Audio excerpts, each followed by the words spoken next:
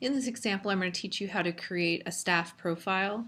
This particular one, I'm going to create a teacher staff profile. So I'm on my teacher page, which is how I get to by going to the About Us, going to our staff, and selecting teachers.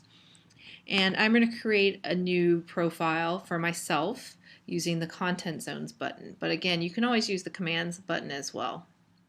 So I'm going to select Content Zones. I'm going to hover over the post section and I'm going to hit plus post, and then I'm going to select teacher profile.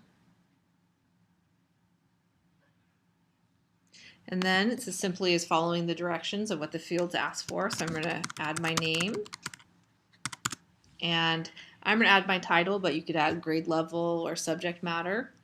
So the text box in this case would be used as a bio. So, if you have one or if your teacher wants to use one, that's great, but I'm going to leave that blank. I don't have a separate website, so I'm going to leave that blank as well. And I'm going to hit the second option called Contact Info. Now, this first part right here under Contact Info, you want to leave blank. This is for when you actually have profiles created. You can link certain posts to people's profiles. But I don't have a profile yet, so I have to leave that alone. And then I'm going to go down here to the email address, and I'm actually going to enter my email address. And then I'm going to add my phone number. If you want to add an address, you could do so. I'm going to leave that blank, and there's a few other fields you can add as well. So that's all I'm going to add. If you do have images of all the teachers, maybe from class photos, and you decide you want to use them, you can certainly do so. But again, I'm just showing you a very simple example. Since I use my content zones too, the teachers page is already selected here, so I don't have to worry about selecting a navigation term. Okay, so I'm going to scroll to the very bottom, and I'm going to hit save. And this allows me to go review the content before it's published live. So now you'll see my post is here with the orange background. I'm going to hit this top message so it goes away. And I'm actually going to take my content zones off too so I can kind of see it without that formatting. So again, it's my name, it's my title, and then my phone number and my contact form are here on the side. So we list the contact form here instead of the actual email address because what we provide is a little form for the visitor to fill out that will actually go directly to my email address. But we don't want to list the email address because it's a really simple way that spam robots come and actually capture email addresses and then start sending spam from my email address. So we're avoiding that by adding this form here.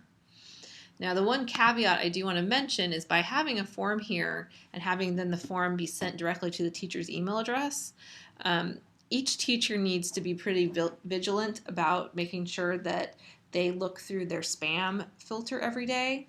You'll remember you get that email if you have a spam message.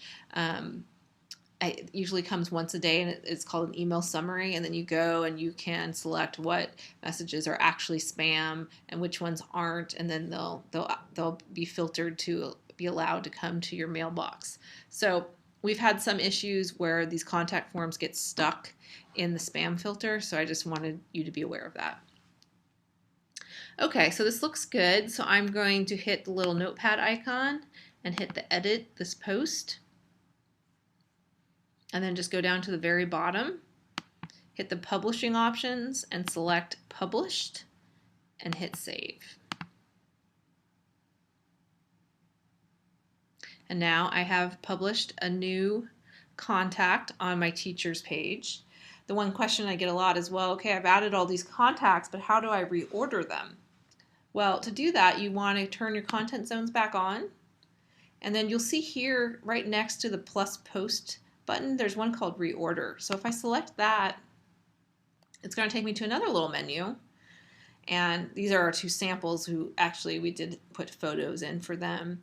I can do the same thing that I could do with the navigation terms. I can actually move them around. So I can drag myself underneath the two Joneses or in the middle, whatever makes sense. or I can sort based on some of these subtitles too. So if you do want to have it sorted alphabetically by subtitle, you can do that as well. And then when you've made your changes, you just need to go down to the bottom and hit save. And then it'll allow you to reorder them.